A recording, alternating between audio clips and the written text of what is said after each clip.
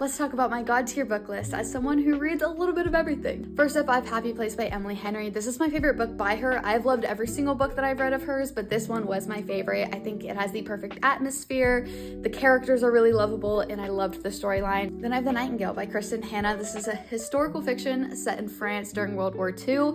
It was a beautiful story of two sisters persevering through all of the stuff that they are put through. This is one of the first historical fictions that I have actually read, and I fell in love with it, and I've since then picked up more historical fiction because I loved this book so much.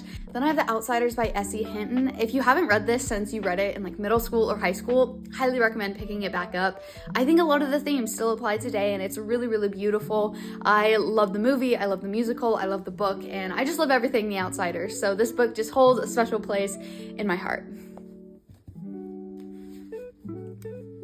Love Theoretically by Ali Hazelwood. Her writing is not for everyone, but it is for me. I love her STEM romances, and this one was my favorite out of all of them so far, but I have loved every single one. Then we have All Good People Here by Ashley Flowers. The author of this, Ashley Flowers, is one of the hosts of the Crime Junkie podcast, as well as she owns the production company that runs a lot of my favorite true crime podcasts, which I've listened to those podcasts for years. So this book was really, really good. I don't see a lot of people talk about it, but I fell in love with it, and I think there's just a small part in me, because Ashley Flowers is the author, that it holds a little special place in my heart. But I don't see a lot of people talk about this, and I would highly recommend people picking this one up. Then I have Project Hail Mary by Andy Weir. If you've never picked up a sci-fi book, I think this is a good place to start. It is very fast-paced, super easy to read, and if you have access to the audiobook while you're reading it, the audiobook is amazing for this book. I can't say why because it's kind of a spoiler, but it's absolutely amazing. I kind of did it half and half, read half of it, also listened to half of it. Both ways, super amazing. It is so quick to fly through this, and I think maybe you'll surprise yourself how much you liked the science fiction genre when you pick this book up.